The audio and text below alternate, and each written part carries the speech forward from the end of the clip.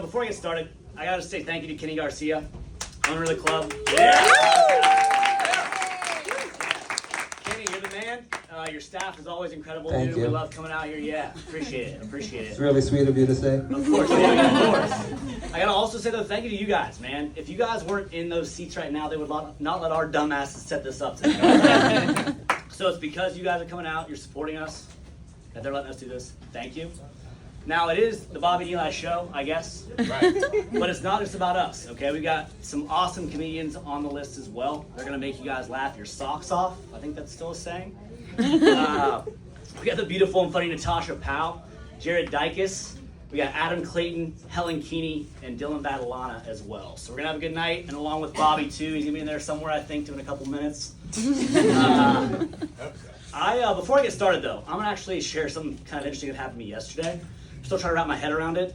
So I got an email from my director of operations at my Orlando pharmacy I work with. And it's just a screenshot of my set that I did like 3 years ago in Chicago. And the email says, "Can you do this at our holiday party this year?" Oh. Okay. I've been with this company 5 months. My last company I was with 5 years. I think like 2 of them knew I did stand up. I call her. I'm like, "Hey, Samantha, what's up? Like, how'd you find that?" She's like, "Well, somebody kind of mentioned that you do stand-up occasionally, and so we Googled you, and we found it." I said, "Who's we?" She said, "The entire office." Yeah. And I don't know if you guys know this, but some of the stuff I might say is not exactly by the handbook. Yeah, HR might have problems with that. So if that's an issue in the future, I guess we'll cover that at that point in time. But now let's get into it, right?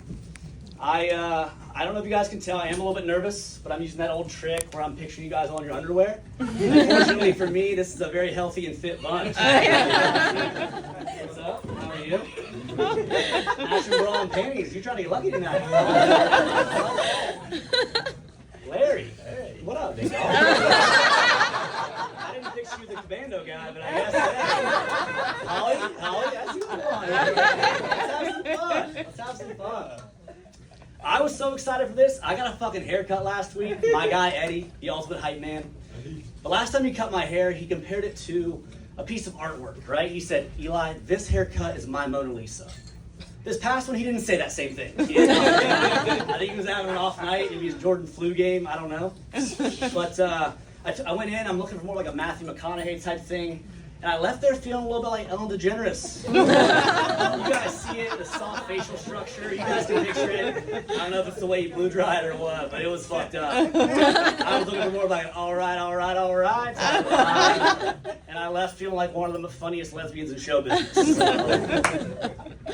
No, Eddie's the ultimate hype man. No, you need people like that in your corner, right? You need people that are going to make you feel good. And every time I leave a haircut, I always feel incredible. He's just the man. I remember asking when I first got my hair cut by him, I'm like, "Yo, Eddie, be honest with me, man. Like, how's it look? Am I taking good care of it? Am I thinning out a little bit? Like, what's up?" He says, "Oh my God, Eli, if I had your hair, I'd do anything to have your hairline." I'm like, "All right, Eddie, fuck, that's awesome then. I'm doing my thing, I guess." I left with my head feeling the size of a fucking beach ball after that cut. And I do every time I leave there. He always wants to introduce me to women. I'll take him up on it sometime, but I just love that he thinks of me when he has his friends that he meets at the bar, and he's just like, "Yeah, Eli, definitely you should meet this girl for sure." You need hype men. You need people that push positivity in your life, like Bobby. Bobby's a very positive guy. You also need those friends that are going to bring you down a notch, bring you back to reality. I don't know if you guys saw, but I recently got verified on Instagram. Who knew a blue check could be so fucking offensive? Right? I didn't earn that shit, okay? I literally just did it because I'm trying to put some more content out. I didn't know if they were out of metrics or whatever the case was. I just wanted to see, right? I wanted to pay the $15 a month. It's steep in my opinion. I know, steep. I just wanted to see. I want to see what it's about. The one thing I've learned since I got verified is cyberbullying is alive and well, and it's a lot of you people in here. Kim? She fucking knew, yeah, that's it. But you need people who are bring back down to earth a little bit, you know? I think social media is kind of a necessary evil in today's day and age. Again, somebody that's very good at social media, our boy Bobby. I met Bobby freshman year of college. Bobby and I's situations were a little bit different, but we lived in the same dorm.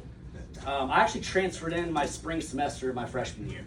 which is an interesting time because a lot of the students already had a full semester to kind of make friendships, build memories, learn the campus, whatever. I'm figuring shit out on the fly. I'm just kind of like trying to infiltrate those friend groups, right? Find my path. About like third or fourth week on campus, I'm eating lunch at the dining hall, and I get back to my room afterwards, and my phone's blowing up. It's a fucking picture of me about to eat a banana in the dining hall. I'm holding this thing. I've got this look in my eye, this twinkle. It's fucked up, dude. I'm about to attack this fucking banana, deep throat it like my ex used to do. You know what I mean?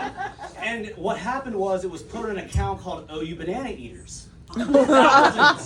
Thousands of OU students follow this account. I'm getting fucking roasted, retweeted, you name it, it's happening. Week 3 on campus, welcome to the big show, you know? That's what college is about. I come to find out later, guess who took that photo? The photo extraordinaire himself, Bobby Levine. Yes.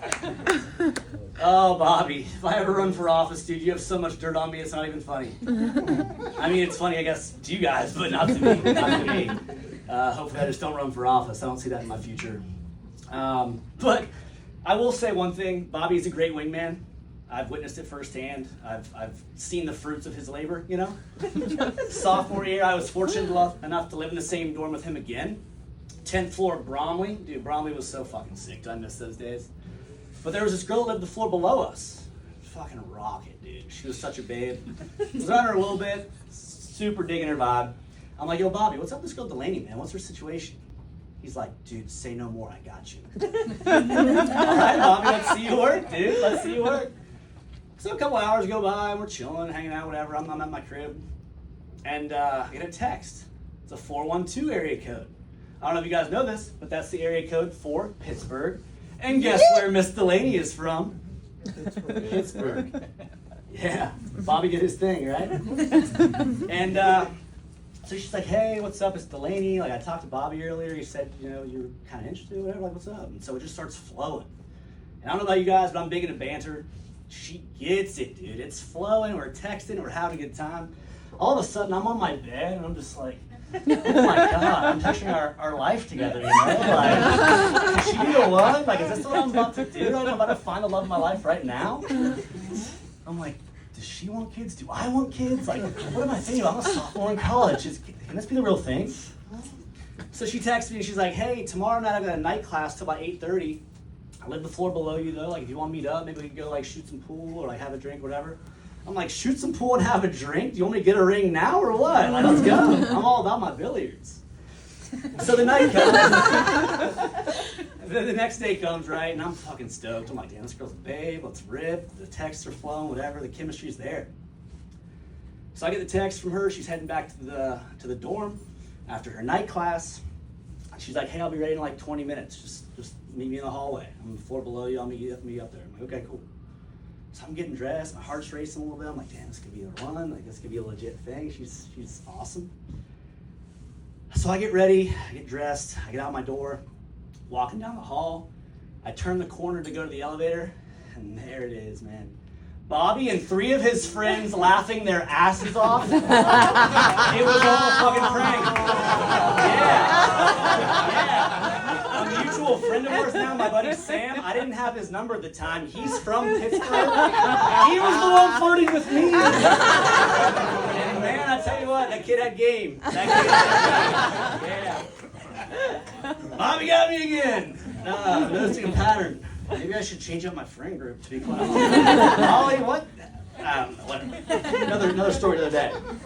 But I'm actually kind of looking back now, I'm kind of grateful that it didn't go any further, you know? She was hot, right? She was hot. 19-year-old Eli did not have the best head on his shoulders. If she would have asked for a dick pic, I don't know.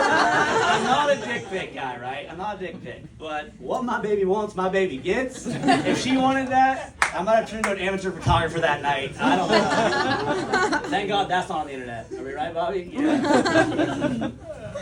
No, man, it's like 10 years ago. It's crazy to think about. Time's just like flying by. You know, I think this year flew by. quite honestly. I know the year's over though when I get my Spotify Wrapped. I'm sure you guys got yours, right? And it's a cool concept. It's all data. It's all what you've listened to that year. It's all, I mean, I was a little bit surprised by a few of the things I'd kind of forgotten about. What I would love to get is like a Wrapped of my actual year, you know? Like, if I were to get that, I would imagine it would go something like this. Eli, you had a very interesting 2024. A lot of highs, some lows.